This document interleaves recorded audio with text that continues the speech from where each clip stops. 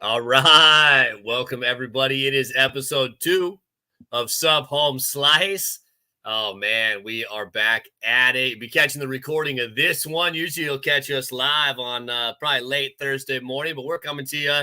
It's Wednesday night. Game 3 has just ended in the NBA Finals. I don't know if that means the series has ended. We're going to get into that. I've got IDP Iggy with me. That's IDP _ Iggy on X. As you all know, I am Evan, SoCal Ball Nerd, at SoCal Ball Nerd on X. We got a special guest tonight, the Celtics' own Dante. Let's bring Dante in, man. Dante, how are you tonight, brother? Well, howdy, boys. I'm good. I'm good. I bet you are. Well, the Celtics now have a 3-0 lead in the 2024 NBA Finals. I think that most of us basketball fans, even Celtic fans, I think can say that I don't know if they expected a 3-0 lead. I think they were confident in their basketball team, but I think we were expecting a little bit better of an NBA Finals. Maybe that was due to the Celtics team that we've seen underperform or undershow up at times throughout the season. But this is a team that won 64 basketball games, a team that can win at home, a team that can win on the road.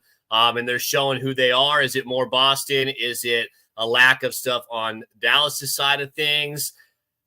Give me your take so far through 3 games and what you think about what you thought going into the series, Dante, and then obviously where you are now on the cusp of an NBA championship with this era of the Celtics. I'd be more than happy to share with you guys my opinions thus far. I mean, I didn't really expect this series to turn out the way it did. Like, I honestly thought that Dallas was just gonna, win a game at home, and then, with the Celtics being a better road team than we are a home team, just gonna have to steal one of these games in Dallas. But I mean, throughout the third game, I mean, it would just look like pretty much it was just Celtics were just gonna win the whole thing, right? I mean, there were times when the Celtics did struggle to get something going, especially in the first quarter. But that's why there's 4 quarters of basketball, right? We didn't really turn it up until the third quarter and the beginning of the fourth quarter, right? When it was all facilitated by Jaylen Brown, who had 6 points leading up to halftime, and then he just came out guns a-blazing, in the second half. So I really do. Yeah. Is he the MVP right now? Do you think, Deontay? Do you think he's the MVP for the finals? Honestly, also, in my entire opinion, I would have to go with yes. I think he's a certified lock for him to be Finals MVP. I just saw a stat on Twitter where I believe he's at a minus 275 to win it. I believe the odds could have changed, but that's the last time that I saw it as a minus 275. So honestly, I mean, honestly, if it wasn't for Jaylen Brown in these past 3 games, I don't think the Celtics are where they are right now. I mean, yeah, true. Porzingis in the first game coming off the bench, he scored 20 points. Like he was pretty much unguardable, And then, the second game he really wasn't as effective, and then Jaylen Brown had to step it up a little bit.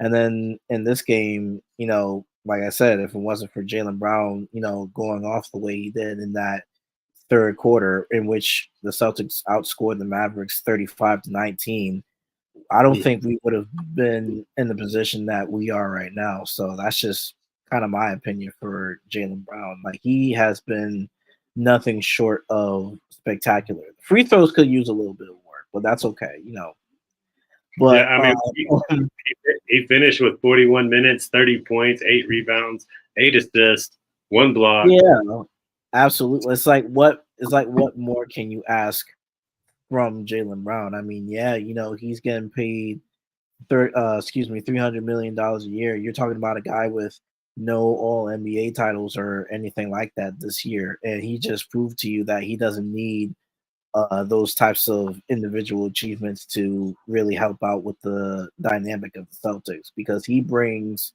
to the Celtics just this, I don't know, it's just like this energy that Jaylen Brown has. Like, he's not really flamboyant, or he's not really pig-headed or anything like that. No, he does what he has to do on the court to help us win. And so tonight he just showed you that he's worth $300 million. So yeah, I mean, there was I was going to say real quick. The truth is, with Boston, nobody cares what you do in the regular season. You know, you become a legend in Boston by what you do in the playoffs. Exactly. And you know, the fact he'll be like Jamal Murray for Denver. No All-Stars, you know, no All-NBA teams, but known as that playoff guy. You know, he'll always be known as that playoff guy. Yep. And I think and he was one of the reasons why Denver won the finals last year because of Jamal. Yeah, and Brown's the same way. I think. I mean, he won the Eastern Conference Finals MVP. He's been on a roll. So I mean, I think he'll go down in lore. I think he'll be treated well in history books by Boston. Go ahead. I agree. Yeah, I mean, what Jason Kidd came out and said that Jaylen Brown was the best player on the Celtics, right? And I don't think he meant that by any means to, you know, like, I don't think Jason Tatum needs to be woken up or you know, try to stir the pot. I think that Jason Kidd as a as a basketball, I won't even say fan, just a knowledgeable man of basketball, the game of basketball. I think he legitimately believes that Jaylen Brown is the best player on this team. And you don't get paid max money, right, if you're not one of the best players. And he would be first team all academic. I know that. Jaylen Brown is a smart man. You know, people shied away from him in the NBA draft, talking about that he was like too smart of a guy, right? This guy's teaching college robotics classes in the off season. But, you know, it translates onto the court, right? He just knows, man, when to turn it up. It seems like when he throws down one of those thunderous dunks, it is timely. He knows when to go to the basket. No, it's always a great baller coming down the paint, baby. That's all that is. I mean, he had 8 rebounds and 8 assists as well, right? To go with those, like, 30 points tonight. I mean, almost a triple-double in the NBA Finals. And just, you know, Tatum did have 31 tonight. You know, we were waiting for Tatum to score, but he did take 26 shots. And I think that's the thing with Tatum. You knew he'd score eventually because the volume would be there. Again, he struggled from three-point land. I mean, these two guys were 6 of 22 from behind the arc. They still won the basketball game, right? I mean, because just like they did tonight, like their team is going to take a lot. And as long as they make enough, they're going to win the game. I mean, you know, Dallas again, minus 24 from behind the three-point line, right? The Celtics make 17 of, I think, 42 or whatever it was. Mm-hmm. And like, that's just tough to overcome, you know, and the Dallas isn't built for that. And the lack of the assists for this Mavericks team. I don't understand. Where was the pick and roll? Where was the offense? They had 9 assists in game 1, which ties an NBA Finals low. And they had 15 tonight. Like, you cannot just play one-on-one basketball. And that's what happened when the Celtics blew the lead tonight. Or you could just say the Mavericks took the game back because their style worked for that short period, but it doesn't work for 4 quarters. It doesn't work for a 7-game series, not against this team. You know, I mean, it worked to get them there, but it's not working against this Boston team that is proven that who they are on paper is legit. This Mavericks team has not scored 100 points yet. Looked like they might tonight, you know, had 51 at the half. And Boston just turned it up, man. And I don't know. I would like to see Dallas do a little bit differently on offense, but I don't know. I think, you know, there's some statistics that just pop out for me. Like you said, the assist being one of them. I just don't know why the game plan wasn't to attack Al Horford more. Daniel Gafford started out great. I mean, but he only ended up playing 16 minutes. Derek Jones Jr. only ended up playing 15 minutes and 48 seconds. That's 2 starters. That's 2 forwards, you know. And I mean, 2, you know, good guys on your starting team that can play down low and get points down low. I mean, Derek Jones used to be known as a dunker. That's how he got his nickname. But instead, Lively comes in, plays almost 30 minutes, does get a double-double. You know, they're invested in Lively. Like, I didn't realize until tonight that Tyson Chandler's there for Derek Lively. They brought in the coach from Utah that developed Rudy Gobert to develop Derek Lively. So that's going to be something. And he played well. He started getting great rebounds in that fourth quarter. He was in on that fourth quarter run, Deontay, that probably had you maybe panicking a little bit. I didn't know that was going to happen. I wasn't prepared for that. And then Tim Hardaway Jr., they tried to go out there and do something. He played almost 20 minutes. Green played 22 minutes. I mean, that they're going 6, 7, 8, 9, 10, 11. They're going to their 11th person on their roster, and Green, and then Hardaway, who hadn't played much. And then, of course, Hardaway couldn't buy a bucket. I saw a statistic. He hasn't made a field goal attempt since May 12th or something like that, almost a month. Mm-hmm. So, and against Boston, Deontay, I just want to say, man, it's like Dallas. I've watched this series, and Boston just comes back at the end of every quarter. They close every quarter so well with good defensive play. Even the fourth quarter, it got down to, 2 points, 3 points? Yes. And then Boston, what did they do with those last 4 minutes? Hey, this is our game. Boom. And just take it over. So what are your thoughts on that as somebody that's watched Boston all year? Were you ever panicked, or have you seen them just close out these quarters like we've seen against Indiana, like we've seen against Dallas? Have they just been doing that all year? Yeah, absolutely. I mean, I think the difference with this year's Celtics team with last year's Celtics team is that we're just able to finish out quarters more efficiently than what we did last year. Like you said, I mean, it's all about maintaining it's all about maintaining that that confidence in your players and just being able to keep your foot on the gas at all times, even though sometimes we allow our opponents to get on these like huge runs, and then Missoula has to call one of his timeouts and stuff like that. But in the end, I mean, we're a much better team just closing out these types of quarters, especially because we have guys that we can consistently rely upon. We have Drew Holiday, we have Derek White, we have we have even players that nobody's even heard of, like Sam Hauser tonight. Like, he was just going at it crazy from 3 tonight. I mean, Jesus Christ! Like, this is the same exact thing that he did in Game 1 against the same Mavs team. So, like I said, it's just a matter of just having this reliability on players just to be able to close out these quarters. Like the third quarter tonight, 35-19, is just a reflection of what the Celtics have done all season, So Absolutely. And Evan, a lot of people talk about the depth of Boston, but they only played 8 players. Hauser got 9 of their 12 points. Pritchard had 0 points in 11 minutes.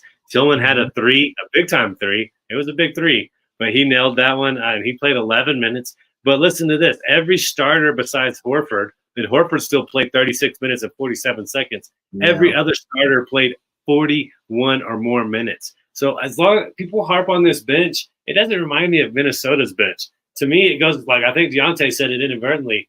Their starters, they can rely on any 5 of those guys. Game 2, it was Drew Holiday. Derek White's been consistent, even though he's not getting a lot of glory. Brown able to take them over. What do you think it is? Do you think that they're as deep as like the media is portraying them to be, or do you think it's more their 5? I mean, without Porzingis, you add Porzingis to the mix. That definitely helps their bench. But what are your observations on that? Yeah, I mean, you add Porzingis, obviously it adds to it. But the thing is when it's not those guys, you see Pritchard and Hauser stepping up, right? And when it is those guys, it's any mix of them. I mean, those, counting Porzingis, that group of guys at some point have been all-stars or all-star caliber players in their NBA career. And when you can have, I mean, even Al Horford, right? Like, even this Al Horford, right? Vintage Al Horford, go back and watch some Hawks games. This man has been great for a long time. But even Al Horford now, he's still, every series, he has like a 20-point game. He hasn't had it quite yet. I thought maybe tonight would be a night where Dallas said, hey, let's collapse and let's give Horford 12 threes, right? Let's try to make him beat us, right? Not that the other guys wouldn't take attempts, but they didn't need to do that, right? I mean, again, the high volume of Boston. But I just think they're just so hard. They're so deep. And that's the thing. Horford is their 5th option right now, even without Porzingis. And that's pretty scary because these other 4, I mean, Derek White is just at any time. We've watched him just go off and rattle off 10, 12 points like that and take over a game. We've watched Drew Holiday do the same thing. And not to mention, not only can they bring that to the table offensively, but back to the Mavericks not scoring 100 points. Derek White and Drew Holiday, I mean, all credit to Minnesota as the #1 team defense. I don't think individually they have the guys that play like Drew Holiday and Derek White. And you saw it. I mean, that last possession when Holiday was in Irving, you just see that dog in him, man. And those 2 guys defensively in the front court, man, are just, they are hard-nosed defenders. And even with giving that 110% effort on defense, they're able to provide on offense too. And then you just have two top players in Brown and Tatum, right? And so I think it really is that first 5-6 guys as a core. But you've just seen when they've needed it, whether it's Hauser, whether it's Pritchard, somebody's come in and provided that spark when they need it, right? The other night, Dallas cut it to 6. Pritchard hits a half-court, shot off the glass to put it right back to 9. Silence it, and just take the momentum back over. And you mentioned how they close out quarters. So it's a mix of both, but I think it's just that how many teams are that deep at those first 6 spots, right? It may not be the amount of guys, right? It's not 8 or 9 deep. It's just how deep that 6 is when your 5th or 6th guy, when it's Porzingis or it's Horford or it's White, taking over the game, and you haven't even mentioned Jason Tatum, Jaylen Brown, Drew Holiday. Right. I look at Dallas.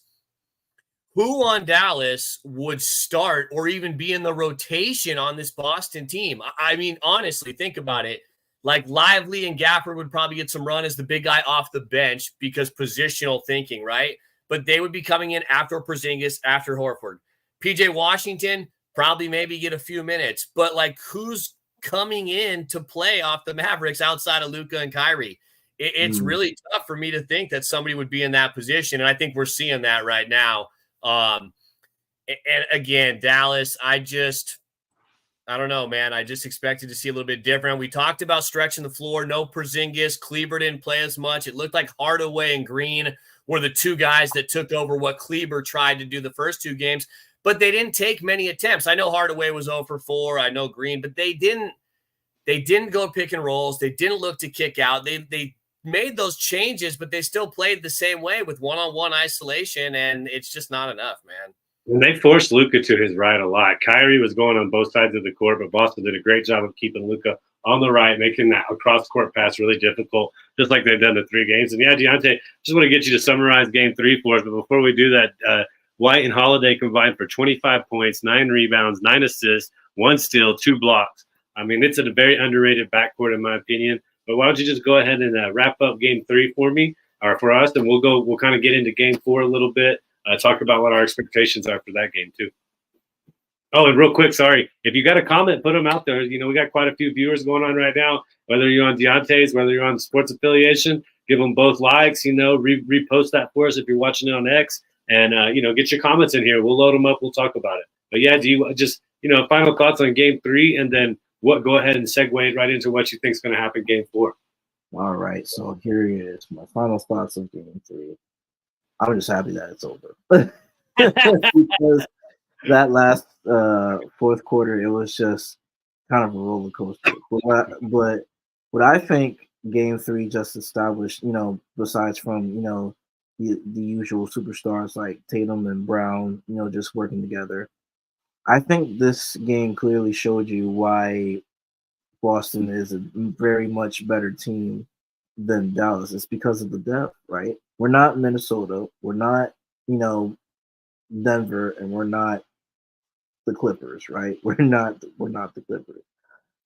we have pretty much one of the best, the best bench in the league, and we pretty much have one of the best defensive units in the league. So, I'll give, even though Minnesota clearly came in, they had the best defense in the NBA, but they got dismissed 4-1. So, even though that they had, Rudy Gobert and Cat and Anthony Edwards, like they were just gassed out there. The difference with the Celtics is that, we got plenty of rest. We weren't, as gassed as Minnesota was, and now we're on the verge of just one more game away from, clinching our 18th championship banner, right? And so my expectation for this game is just that, I expect, if the shots are not falling, especially from 3-point range, find some way to get to the paint and just score. And then another thing, complacency can't be an issue. It really can't be, because if we go on a run, right, I expect us to maintain that same level of ferocity that we had to keep the run. We can't call unnecessary timeouts, even if we're on a run, right? And we certainly can't allow the opponent to just have one of these big runs like we did like we did this past game. Like they were literally on this 17, I think it was 17-4, 17-6 run. And then, we had to call a timeout to, keep that momentum away from our opponent. So, like I said, as long as players are hitting our shots, as long as we're up front and physical with in the paint, as long as we can't be complacent, then that's how we win game 4. Yeah, I mean, that's what Jaylen Brown said, right? The consistency, or not to be complacent, stay in the moment, stay within the game. And yeah, I don't know. When Jason Kidd called that timeout on y'all's behalf, Dallas grabbed the rebound, and you could see that Luka was pissed. He threw the ball, was looking at Kidd, what are you doing? And then a couple minutes after that, Luka fouls out. We didn't really talk about Luka fouling out. You did mention it, D, but that's something that had an effect. I think Kyrie, they were only down 4 points with 55 seconds left. Kyrie did way too much dribbling at the top of the key, but he was gassed. He played all but 3 minutes of this game, and I think he just didn't. Those impossible shots, though. I will say that much. I mean, he had a great game. I mean, they showed Kyrie out there 3 hours before the game shooting shots with nobody else on the court, no other player on the court. So I think he's somebody that's been to the finals more than once. And he's somebody that understood the moment and understood you can't go down 3-0, but they did, and all credit deserves to go to Boston. I think, Luka and Kyrie did Luka and Kyrie things, and they've kind of stuck with that game plan. And, I know players win games and coaches lose them, but a lot of credit needs to go to Joe Mazzulla. I mean, people were ready for him to be fired at the end of last year. He just comes around, and Boston's one game away from being one of the best teams of all time. The 2023-2024 Boston Celtics are one win away from being one of the best playoff runs of all time, having one of the best regular seasons of all time. And it's not, I don't know that at least out west, it's definitely not getting the hype that it maybe is getting in Boston or back east. But, Boston's a team you love or you hate them. And, to piggyback off of what you said for game 4, Deontay, I don't know what's going to happen. I have a feeling the one prediction I do have is Kyrie's probably gassed after playing that much and carrying that much of a load. So I'm going to expect Luka Doncic just to put on a show. I think he's going to try to maybe go for his 40-point night. He's already not passing. It's already a record low for assists. Dallas is already shuffling people in and out of their lineups to try to find somebody that can score. They can't. I mean, they don't have somebody on their bench that can score. They look very defeated. So I don't know. Right now, Dallas is a 1-point favorite. It's pretty much a pick 'em on the spread, Evan. But how do you see this game going? I'm basically saying I don't know who's going to win this game. I'm leaning towards Boston. I think Boston may just go ahead and get this over. 4-0, take the trophy back home, celebrate back in Boston, get their first winning championship team for that city. And I don't think the Bruins have won, so it's been a while. So they'll be happy to celebrate there once that goes down. But how do you see game 4 going? Do you see a specific, way? And then we'll come back to you, Deontay. Then we'll build the pizza parlay and we'll get out of here, guys. All right. So it's tough because when it's 3-0, you wonder if the team down is just going to fold. Are they going to come out? Like you said, Kyrie's gassed. We're looking at, the game's Friday, right? It's only that 48-hour swing pretty much into another game. They don't get that extra day off. I don't know, man. Dallas didn't make any of the changes. I mean, they kind of did, right? They played Green, they played Hardaway, but they didn't play to a game plan that would give them the chances. Even Derrick Jones Jr., I know he's not a 3-point shooter, but in this matchup, Dallas needed to create looks for Green, Kleber, Jones Jr., Washington, and these other guys to have an impact from the 3-point line and be involved in the game. And I know Kyrie played great tonight, but they can't win with just them two, and they just never did that tonight. It's like they kind of looked like they wanted to with the rotations of players, but they never did. And I don't know, it's hard to expect Tim Hardaway, who's been awful, to just come in and you just hope, okay, he's a scorer. He's been that guy. He was in the 6th man of the year talk only a few months ago, right? Yeah, maybe he can catch fire. And I get that thinking, but I think the lack of offense in the half court and just the continued isolation of Kyrie and Luka and expecting them to make tough shots, just like at the end, Kyrie got the switch. He got Horford on him, but but it was a 30-plus foot fall away shot. You know, it wasn't dribble him in, then a little fade away where he create that space. It was just, you know, like you saw Luka do to Gobert to win that game. It was a real tough, real far shot for a guy that was gassed. So I think that Boston, honestly, I know they'll say all the right things. I think they'd be fine to go home and win game 5 and win it in front of their crowd. But what I think is Boston's going to do what they do. They're going to take 42 plus three-pointers. And if they are plus 20 in that category or more, like they've been so far, I think they're going to win the game just kind of by default because Dallas can't compete from three-point land, and they haven't had anybody else show up. And to expect Luka and Kyrie to come out and score 70-plus to win the game unless Boston just goes cold. I think if for Dallas to win this game, that three-point discrepancy's got to be a lot closer, if not Boston just having one of those down games that they haven't had yet this series, and Dallas having a couple guys catch fire. It doesn't look like they can beat this Celtics team. So it's tough because it's just Boston could come out flat and be fine with winning. So it's hard to take a side. But it's hard for me to take a side, but I just think Boston's going to do what they do. And if they make 35 plus, 35% plus, like we talked about before game 1 on 40 plus attempts, I don't know if Dallas has the firepower to win, and it's almost like we'll see the same thing, 105, 100, right? 106, 99. Like, it's just hard pressed unless Boston comes out flat and it's like, we're not going to say this, we're not going to try to do this, but we're fine with losing this game and going home. And we've seen that over the years in the NBA. That happens at times, but it's hard to predict that. Yeah, I agree, and that's a great way of saying it. And D, before we get you back for game 4, just to talk about it, then we go into the pizza parlay. Like I said, we don't have the bets in front of us. You're seeing this live. I mean, if you're watching this on Thursday at the normal time, we recorded this immediately after game 3, so we've been discussing that. I want to say thanks for the viewers. We had 70. We're back to 69, so we'll see if we can get off of that number. But, D, do you think, as the Celtics, this is going to be the magic number, man, speaking of 69. You guys are going for number 11. 11 wins in a row in the playoffs, man. Yep. Do you think they get that done for game 4?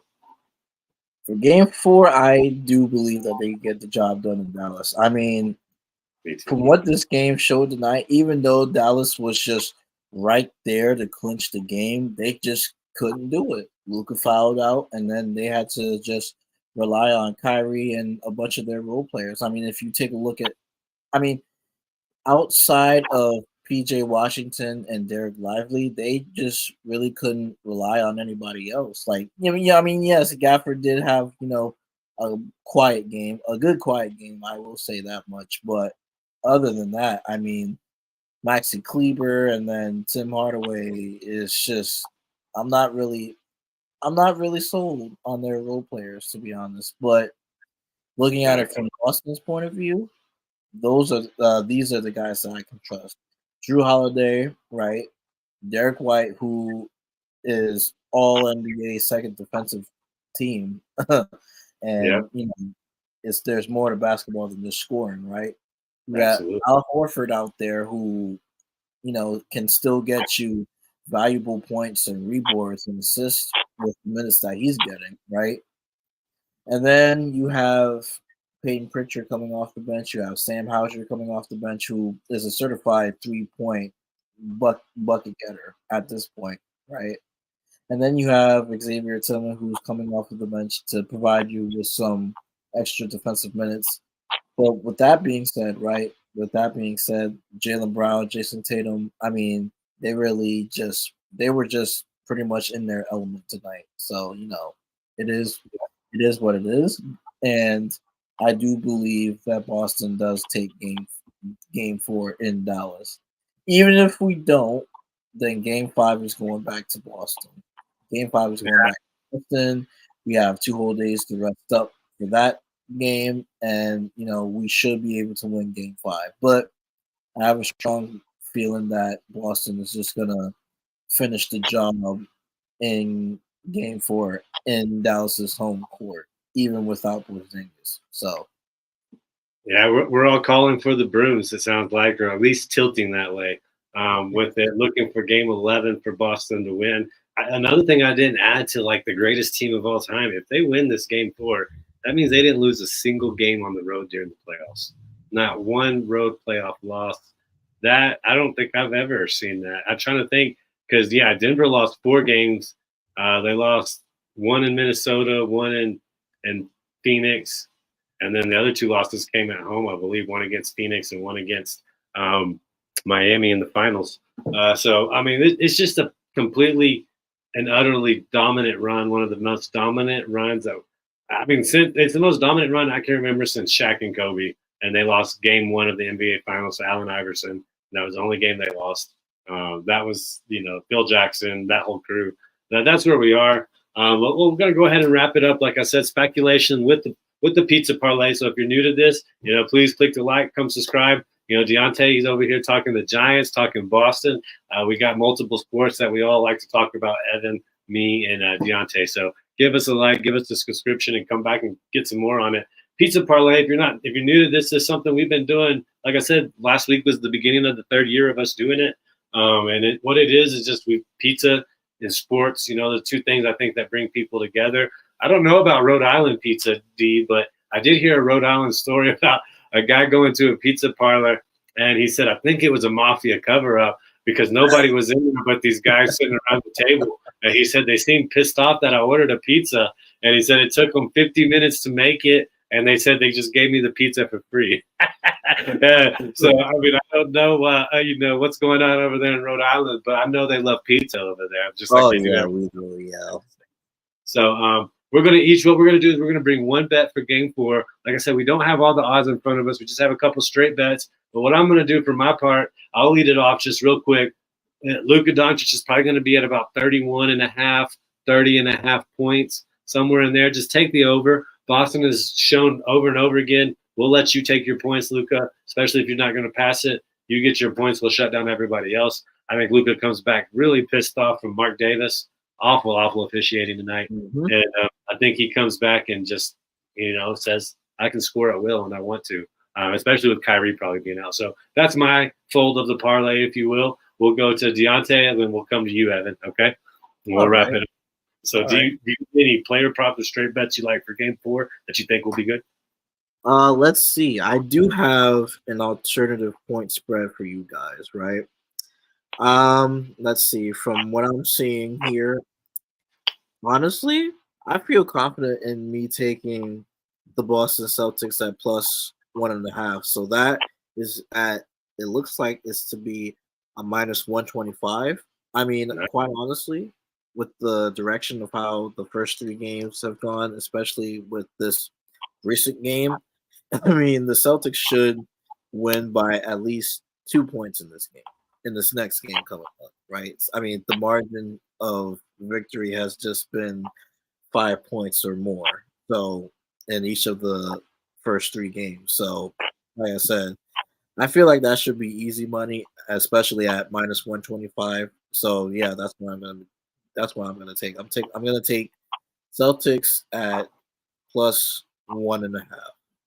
I love it. So yeah, you got the 1.5 point spread. I got Luka. I'm gonna speculate and say that's probably somewhere around +240, +230, somewhere in there. Evan, what do you got to make us get over probably +400? So you probably have an idea of who I'll probably go to here. It started and it's ended with Derek Lively. I think that if we're looking at the game and we've talked about kind of what could happen and we all kind of lean Celtics, but I don't think anybody would be surprised if Dallas comes out and wins this game by a lot, right? Boston goes cold. Maybe Dallas finally gets hot from 3 and Boston's like, all right, let's just go home game 5 and get it done. But if that's the case, who is it on Dallas that's making shots? Is it Green? Is it Hardaway? Is it Kleber? Is it Jones? I have no clue. So I don't like those guys, right? And they might miss, they might make. What I do know is it looks like Derek Lively is the guy they want to use. We've talked about that, and I know Gafford gets his minutes. I just don't see a young Derek Lively going out there and selling. I think he goes out there and hustles, and I think whether Boston makes or misses their threes, they're going to take 42+, which means the rebounds will be there. He's been at 6.5, and it's been plus money. I think the line, I would venture it's probably going to be 7.5 and probably something closer to -130 just on the way that we've seen the last 2 games from him. I don't think they'll give us much more than that, but they can't make it too juiced because, again, he was in foul trouble game 1. He landed on 7 in game 2, And yes, he did drop the double-double tonight. So I think we'll see about 7.5. I'm fine with 8 rebounds for Lively. And I think we'll see it around that minus 130 number. I think the way this game goes, I think Lively's a constant that we can trust more outside of Luka and Kyrie scoring than we can anywhere else. I agree. And he has chemistry with both of them as well. That's probably going to put us up at around 360, 350. What I'll do is Friday, I'll put all of our names and tag us, and you can see it on the sports affiliation. We'll put it back up the way we'll put the pizza. We all love pizzas. And like I said, the concept one more time, you get the dough, you get the sauce, you get the cheese. Then you get 3 ingredients at least. From us 3, that's what it's going to be. It's going to be at about plus 360. I think it's going to be good. Friday, quick turnaround for that. Any closing remarks before we get out of here from either one of you two? No? All right. Yeah, I mean, I'll just, I was going to let Dante go first there, so we both kind of hesitated. But, yeah, I mean, I don't know. It'd be nice to see another game, but obviously down 3-0, we haven't seen a team come back, so it kind of feels like this might be the last NBA we really get to discuss. But, again, man, Boston, I mean – even game 2, they only made 10 threes and they still found a way to win, right? And Jaylen Brown and Jason Tatum had bad games in that game, and they still won that game. And the other 2 games, they're plus 51 from 3. Unless Boston just goes cold, man, I just don't see it. And it's kind of unfortunate because I thought we were going to get a much better NBA Finals, as basketball fans. Obviously, there's one section of the country that's plenty happy about this result. But as a whole, we wanted to see like 6 games at least. We had talks of 6 being the game, maybe even 7. And I mean, we're not even going to go back to Boston probably, So that's all I got. Yeah, I feel you. Do you any closing remarks? Where to find your work? What else you'll be doing now? Yeah. So first and foremost, the good people can find me over at Twitter at Dante Adams01. My username is just right next to my actual name. And then talking about the game, I mean, yeah, game 4 is gonna suck with just not having Porzingis out on the court. But by Friday, he's gonna be an NBA champion. So I doubt that he's gonna worry too much, And even if we don't take game 4, I mean, I do expect us to take game 5. But game 4 is the overall expectation of the end all be all for this Celtics championship run. So.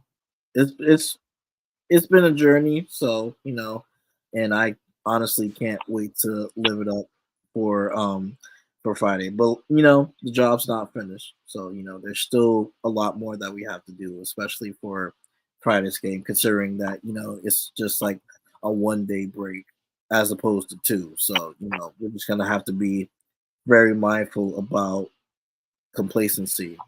So. Complacency is a killer, as they say in the competitive world.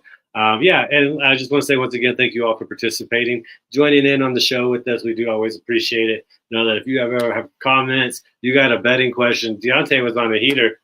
You were had 4 or 5 in a row like last week or coming into the final between baseball and basketball. D and Evan both do the MLB, so make sure you follow them in that too. They didn't mention it, but they're great MLB guys. Know a lot of knowledge over there. Both of them. You like the Mets? Who's your team in baseball? Is it my team in baseball is the New York Mets, and tonight we just won against the Miami Marlins. Yeah, see, so there you go. 2 NL guys over there. So particularly if you're in the NL, go check them out. I mean, I would say I follow the Rockies, but what's there to follow? What's there to follow, man? They suck. So our time over here in the Colorado world, we were riding a high. It looks like Dallas is about to crash into that high as well with their hockey team and basketball team. And long live Boston, one of the greatest sports cities there is of all time. So shout out to those people as well. I just want to say thank y'all for joining, man. We almost got 100 viewers today. Come back and check the show. Go to Sports Affiliation. Sometimes you have to go to the live playlist, and then you can see all these live shows we do. We do more live shows than we do editing, just because we keep it real with you guys and we keep it honest with you. And we want to give you our real take. So that's always something I think that we can pride ourselves with over at Sports Affiliation, as well as being positive and inclusive. So if you ever want to come join us, you ever want to be an episode on one of our shows, please reach out to us. We'd love to have you. And Deontay, we're doing one thing with all the guests on here. Forgot to do it at the beginning of the show again, Evan, but we will cut this out. And Deontay, could you just take us out with, just give it like a second pause and then just say, hey, this is Deontay Adams. You're listening to the sports affiliation, or this is your what's up, Homeslice. All right, and then I'll get us out of here, guys. So take us out, D. All right. So this has been Deontay Adams, the special guest of Homeslice by the sports affiliation, and I hope that you all have a good night. Take care, everyone.